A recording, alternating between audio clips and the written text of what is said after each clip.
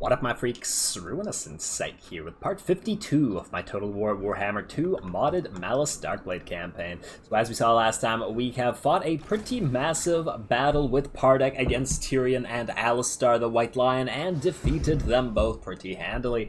Good job, Pyrrhic and your Corsairs. Pretty happy with you, as we have always been. Now, between the episodes, I did attack Elisali, but did not actually fight the battle. I did, in fact, auto-resolve it. I simply auto-resolved it with only the Black Ark in attendance and didn't take Pyrrhic as a reinforcement, which is what I should have just done last time, but hey, it's alright, no more time wasted there, so now we can proceed with whatever the hell we are doing next. There don't appear to be any armies marching upon us here. It looks like Avalorn is still distracted, or they would have taken Torfanu by now, but I do imagine that they are going to take it eventually, as long as the White Tower of Hag holds until it can build up its walls, will be fine. And then that'll be hopefully impregnable. The Tower of Lysaean is also going to need those walls to hopefully get strong enough to be able to repel an army. I do imagine that another army is going to come out of Tor Ilir eventually, so we do have to watch out for that. We also have a Chaos Force up here that will hopefully go for Tor Ivres without our having to interfere, but we're probably going to get Pyrrhic up there anyway, just to clear this area out. Anyway, until then, we do have some Orky fights to get going into. I think we'll leave this one to second, because I feel like this... Or maybe we fight this one. Let's just start with Malus, and then we'll have Virlorel go up next. Alright, Malus. Do it, buddy. Do it. Wait, you can't... Can you go into Druchii First Strike Stance Vanguard deployment, please? Yes, you can. That should work out nicely. We could obviously auto-resolve this, but let's have Malus slaughter them real quick. Once again, this doesn't need to be a cinematic battle, just by virtue of how weak the enemy force is. We're just going to send our giant pile of units at them, and hope for the best, as it were. Nice little line. Alrighty, so that'll be you guys, minus the Vanguard deployed units. You, I guess... we'll need to protect you with something. I guess we could leave a couple of the... we could leave the Bloodrack Medusa here, but if she gets charged, that's not going to be a good idea. You know what, I guess we'll leave a couple of the Cold One Dread Knights here. They do have a lot of cab units after all. Alright, I'm happy with that. Let's go mainline, Blackguard and Acheron, and Executioners on these sides like so, and like so. Let's make you guys group, let's say 2. There you go. Go up front right there.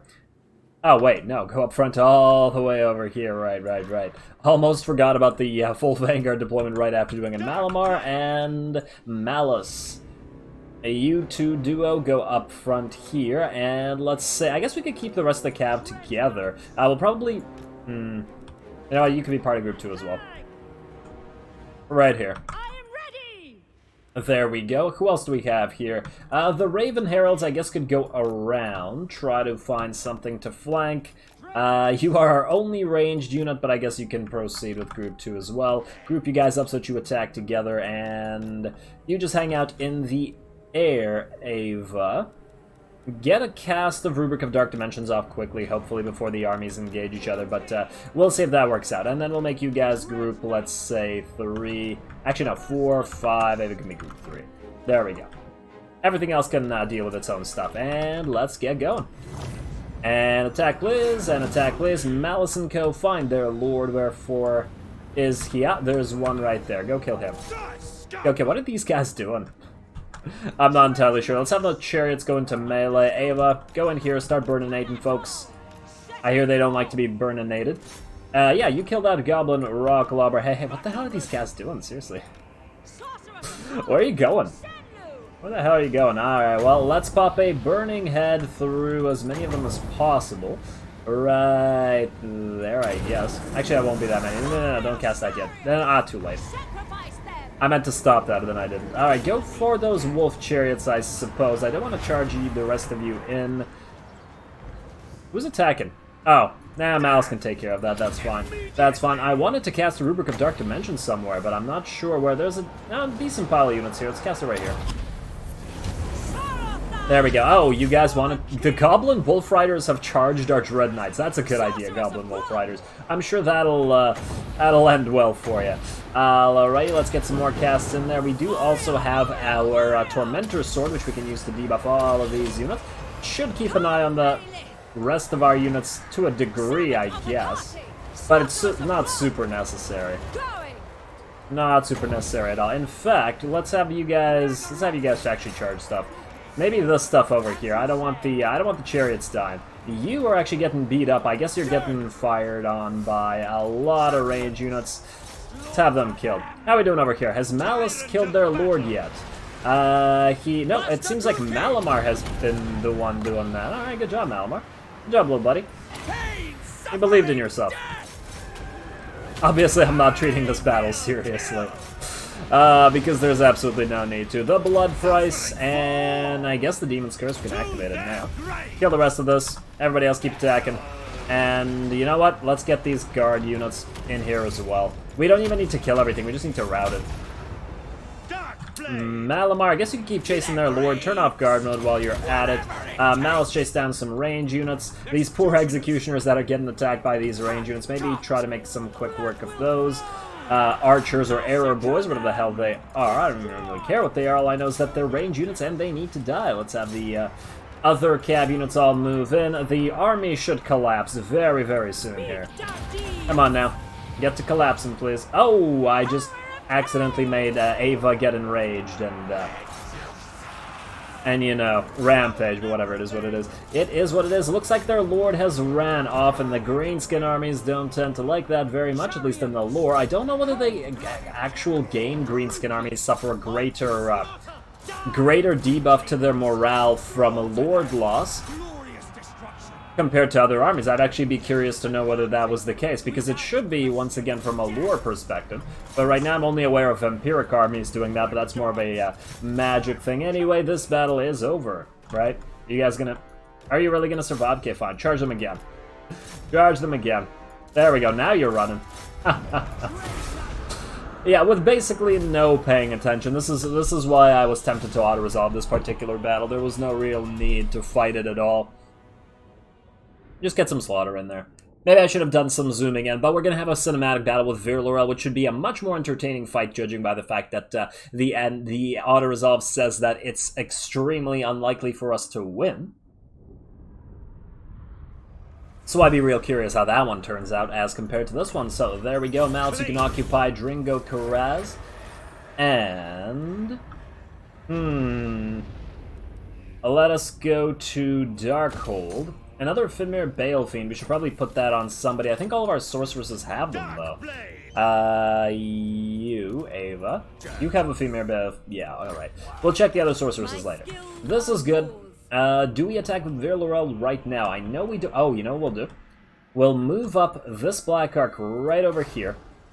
Take off Dread Expansion. Move it up right over here. There we go. Now you're in range a little bit further than necessary, actually. Now this is not in range, so we have to attack this and then move back in. Alright, let's have a nice cinematic battle out of this. Right here. I believe I've already done stuff with the agents, so we're good. I shall destroy! Oh, I probably should have gone Druki first strike on this as well. Well, it's too late now. It is too late now. Wall strength 0, number reaches 7. Hopefully that means that their towers are not alive, because we have no way to destroy them with this army. But let's find out.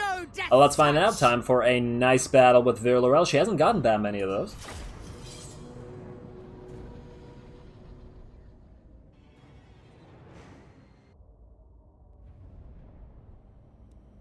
Alrighty, this battle's certainly a riskier proposition for Virlorel than some of the ones she has fought thus far, but hey, are there cages or something up in there? Are those cages or lanterns?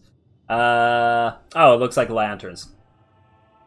It looks like lanterns. Boring dwarven construction, rather. I thought that they would be cages with skeletons or something. Anyway, we have a ton of Sisters of Slaughter who are able to go in. All the walls and towers have been destroyed by the might of our Death Hag, or our agents outside. We have our sorceress riding around on the Dark Pegasus up here, and it is a Dark Sorcerer, so we do have the ability to cast the Blade Wind. These guys are certainly in a group, and that seems like a good place to cast it. We also have our 4 Bloodrack Shrines, well, technically 2 Bloodrack Shrines and 2 Cauldrons of Cain, but we also have 4 Medusae. Oh, look at that. Look at that, everybody's working together. All of this Cain in this.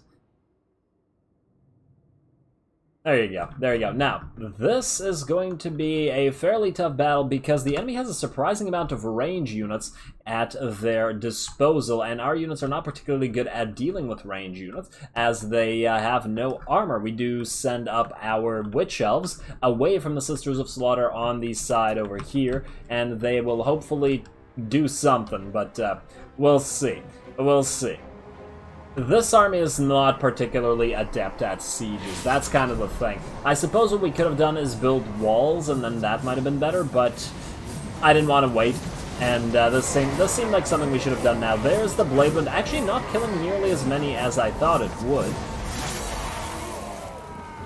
Somehow, I mean, a decent amount die, but I've seen much more destructive vortexes than that. I wish we had a Pit of Shades there. That would have been quite helpful. Maybe a Rubric of Dark Dimensions would have been good there. A Chill Wind going in, also not getting too many kills, but hey, still pretty decent. And we are now lining up. Our Medusas are firing their railguns into the breaches in the walls. They're exploding the occasional orc here and there, while our 2 Death Hags, in addition to Virlorel herself, are moving into the main part of the fray. Virlorel is behind in the back here, unfortunately, but it's okay. I mean, the problem here is, of course, that that's a lot of units for these 2 Death Hags to be tanking. Their hitboxes are fairly large, and they do take quite a bit of damage, even though they can dish it out while doing so.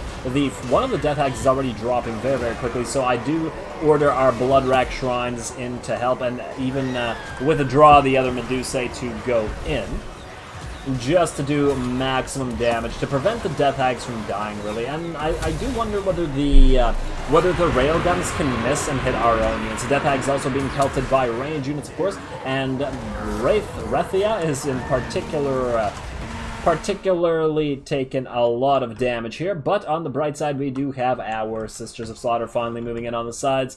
I did decide to send them on the flanks instead of in the center with all the larger units, so that they can distract these units and hopefully be able to enfold the enemy once the flanks collapse. But the issue with the Sisters of Slaughter, of course, despite the name, they're not actually all that adept at slaughtering the enemy, much more adept at kind of forcing them to hold the ground and distracting them. They don't really kill nearly as fast without Witch Elf support. If I were to play this again, what I would have done is not sent the Witch Elves all the way over here. What I was hoping to do was send them in to destroy the range units and the rock lobbers over here, but they did end up getting headed off by trolls and a unit of Orc Boar Boy Biggins. Neither of these 2 units are units that the Witch Elves are particularly adept at dealing with, so they do quite a lot of damage there. Plus, at the same time, they are getting pelted by 2 units of Error Boys, so this is unfortunate. Maybe I should have withdrawn them, but you know, it's hard to tell which elves not to go and start stabbing jerks. There you go. You guys keep stabbing as best you can, but I wouldn't hold my breath. I wouldn't hold my breath. As I was saying, if I were to do it again, I probably wouldn't have sent them around here. I would have just gone back through this part of the map and attacked all of these units, helped out the Sisters of Slaughter. That's what you're meant to do. Use them as a hammer to the Sisters of Slaughter anvil, but it's okay. It should be fine. The main flank is starting to suffer. The center of the enemy is starting to collapse a little bit over here. One of our Death Hags did rout. Unfortunately, she did get beat up by the Lord in addition to all of these units, but now we have a lot of our other units. We have all of our Medusae moving in at the same time, in addition to another Bloodrack Shrine and 2 units of these Sisters of Slaughter. With that, these guys are not going to be able to hold that much longer. Plus, we do have our 2 units of flyers. The Harpies coming in here. I always forget what this Crows of Cain, yes. I always forget the name of that particular regiment of renown coming in to deal with these error boys up here, and as soon as those guys are dead... I do like the color scheme of the Crows of Cain.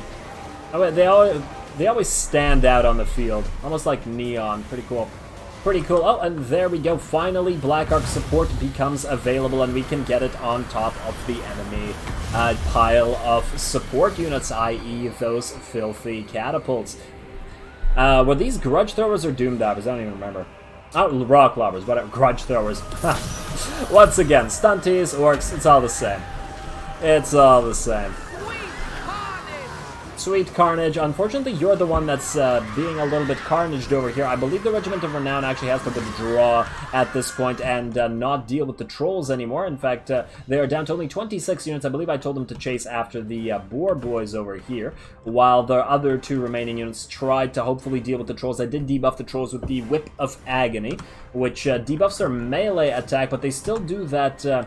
I always wondered how effective that was on these large units, because they do splash damage. It does seem like a lot of units still explode quite quickly, despite the fairly massive debuff. Kind of hard to say.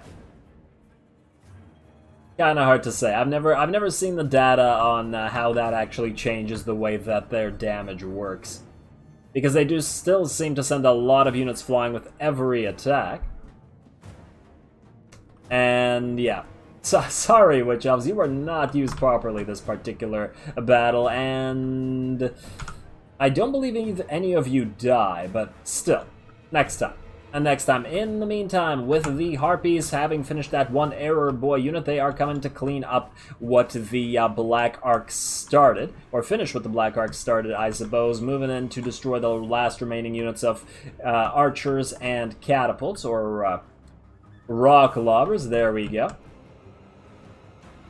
It would be cool if these guys had the animation of picking up smaller units like gobos and then lifting them up in the air and then chucking them and then letting them drop or something like that. I do think that a couple of different types of aerial units do have an animation like that, but the Harpies don't appear to. They're probably too small to lift off with even a gobbo, I would think. Probably also not a good idea, considering that gobos are insane enough to be doom divers.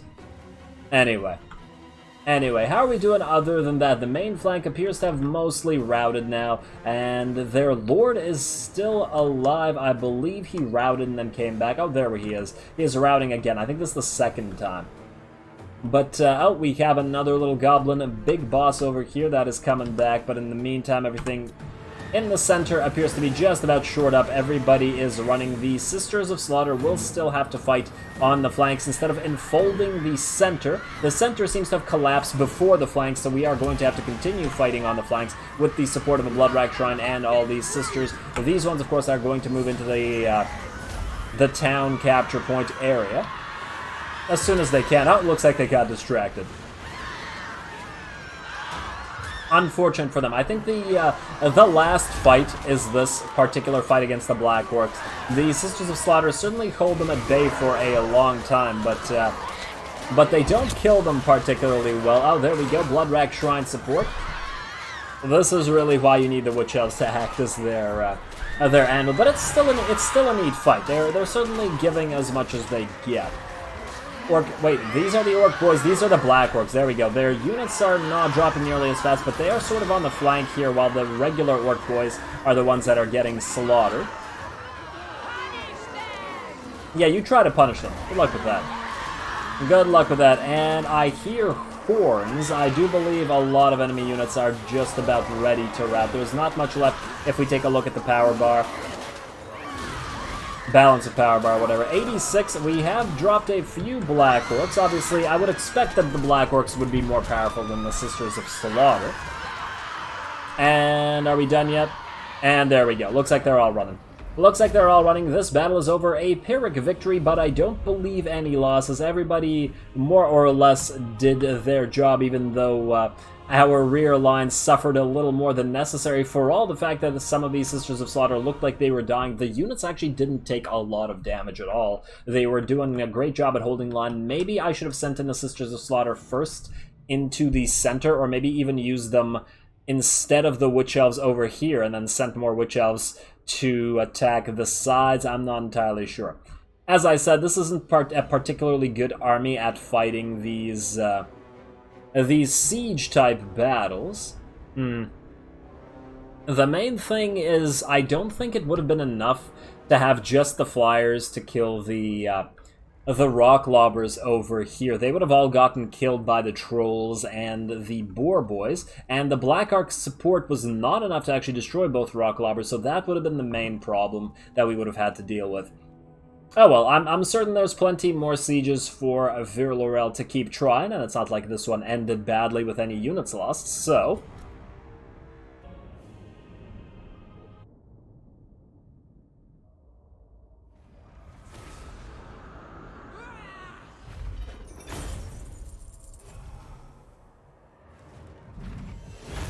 Alrighty, Pyrrhic, a victory. Certainly an interesting fight there. I was a little bit disappointed in the Witch Elves, the regular Witch Elves, as well as the Regiment of Renown. They were faced against a unit of Trolls and a unit of, I believe it was Biggins, or Boar Boy Biggins. And it certainly did not go very well for them. They did need the support of the Sorceress to come in and charge them to help out and debuff all those units. Obviously, they're not designed to face that sort of thing, but with the buffs that they have, you would think that they'd be able to dish out the damage, even if they were to get themselves killed while doing it. I was, however, impressed with the Harpies and how many units they managed to kill. Yes, they were going for weak units, but they are fairly weak units themselves, so very, very impressive in that particular regard. The Sisters of Slaughter got plenty of kills and held the line for quite a while, despite the fact that they have no armor, so I'm pretty happy with them as well. And, of course, the Medusae and the Bloodrag Shrines... They performed about as well as could be expected. We almost lost one of our Death Hags. They both got into the fray with the main blob of enemies along with the Dreadlord, but Vir Lorel basically took no damage. She didn't even need to use the entirety of her satchel of potions, and she basically took no damage. So the size of the Bloodrag Shrines that or the Shrines of Cain, or whatever, that the Death Hags, Cauldrons of Cain, that they're riding, the bigger hitboxes certainly create a pretty big problem for them, as a lot of those units did seem to be attacking them at the same time Anyway, nonetheless, we did come out victorious and do take Spite Peak for ourselves, as well as some free stuff that we don't really care about. Everybody leveled up, but I will take care of that between the episodes, as we should probably take care of a few other things here. The real question is what? If we move... Oh, damn, if we move the Black Ark out of range, we won't regenerate as much HP, but it does need to be in range of Lamia in case it gets attacked. Oh, well.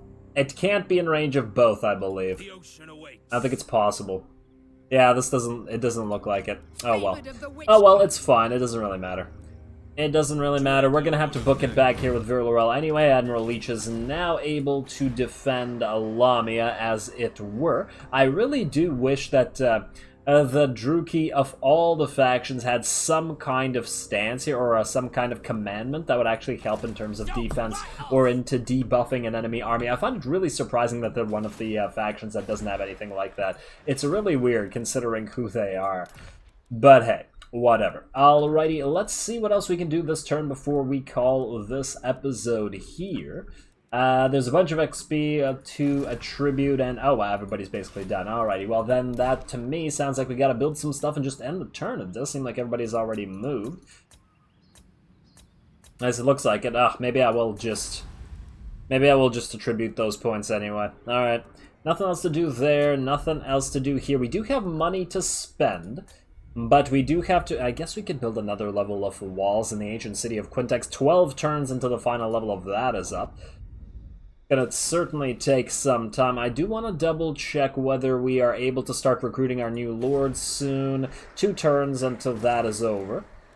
I wonder if another lord with the Shadows of Nagaron will come up in the meantime. I would like it to be somebody who's not a beast sorceress. A shadows sorceress with Shadows of Nagaron would be ideal, I think. But I'll take death as well. There are plenty of decent choices. Plenty of decent choices, I suppose. We will see. What we can do then is build a few things and then attribute the points and the turn. We still have a little bit of time to go through after all before this particular episode is over. Dread Bulwark, and then the Titan Peaks appear to be complete. All the most expensive buildings here. Damn, I really don't want to spend that much cash on these buildings. I guess we could just wait. Do we really get anything out of building another level of the Sorcerer's Tower? Not really. Get a little bit more magic reserve in the local province, but who gives a damn? Other than that, it's pretty much not worth it. You know what? Just ignore that for now. Now, we do have these roads here as well. I'm almost tempted to get rid of them just to build another... we have a Tower of Dark Rituals here. These we should build pretty much everywhere. Everywhere that doesn't have a Tower of Dark Ritual should probably get one. You know what, I'll do that between the episodes as well. Probably delete some of these arenas and all that stuff with that public order increase. We don't really need them all that much. There's a +8 here and another +8 here. Wait, what? There's no difference between level 4 and... Okay, of course there isn't. Oh, man. Oh, the level 4 actually reduces slave decline rate. That might be helpful in Car on Car. I was actually going to delete the one here. Or I wasn't going to build one here, but I guess we will have to. Does Dread Rock have one, now that I think about it? I may have not realized that it would power up the slave decline rate. We do have one here. Okay, so that's fine. That's fine. It's just been a while. Alrighty, so that's fine as it is. We'll leave the other... buildings as they currently are as well, and I'm just looking for stuff to do at this point. The thing is, I think that if we end the turn here, this might happen, and then I guess we could end the episode on that if it happens. All right, let's attribute some of the points now, since we have the extra time. I can't avoid it the entire time. Now we have confirmed Bloodlust with you, but I'm not sure that we can actually get anything else useful. We're probably going to put you on the Black Dragon once we get there, I would think. Call the Unworthy, Bleak Swords, Dread Spears, Dark Shards, not helpful, Dark Riders, not helpful, yeah, okay, none of that's gonna be. If none of that is gonna be helpful, then I guess we go for Blade Master. She's already pretty powerful. She has really good stats for only a level 14, Gold Shield, 117. That's going to decrease considerably on the Black Dragon, but it will allow her to kill a lot more. So that's fine, I think. Alrighty, you need to not die as much, Rethia the Death Hag, so... Is there any way we could power up your armor? You don't have any armor buffs. And your tenacity is already maxed out. Well, I guess we could get Retinue Physician next. Casualties, I guess we go for Inspirational and then Retinue Physician. Why not? And then same with you, I guess. I guess we level you 2 at the same exact time, or in the same exact way. Rather, Dark Sorceress, you got the most kills in that particular battle, Hydrons, so you should be proud of yourself. Now, what do you get as a reward for that? We could get another... We have maxed out Blade, Wind, and Soul Stealer, which are the spells I use most often. I guess we get another pop into Power of Darkness. Why not? Why not?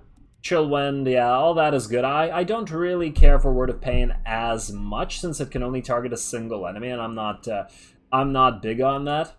It's certainly helpful. I did use it against the trolls there to try to decrease their power, and it certainly helped, but it's probably not worth the 14 Winds of Magic that it costs. It's a little bit ridiculous for that single unit debuff. Anyway, that's it for you two. Phidian is holding on to his points, and I believe nobody else has said points, so we can end the turn. Let's see if there's anything interesting. We have also not built any... Are you guys going to come back here and attack? No, you're going to run away to Tori Vress. Yeah, that's fine. That's fine. You do that. Good luck. I wish you well of it. These guys are coming for Torfinu now. Come on, Malekith. Keep threatening them. What are you doing out there, buddy? Yeah, see, do this. Oh, he just got killed. Probably not Malekith himself. One of his armies got killed. Hey, but maybe we could try to confederate him. I somehow doubt that it'll actually happen. Another military alliance for Reichland. The Reichland are certainly continuously growing in power, and there's the attack on Lamia. Unfortunately, we won't have time to fight this, and we will have to fight this on the map. This is not auto-resolvable because it's not in our favor, and is that... Oh no, it's hack. It's just a hack, okay? For Enforce Specialist, what the hell? For a second I thought that That was Grimgore, but not quite. Anyway, we will deal with this at the start of next episode. So with that said, as always, I do appreciate any and all feedback, blah, blah, blah, blah, blah, blah, blah. Oh, glory to the algorithm. And thanks for watching.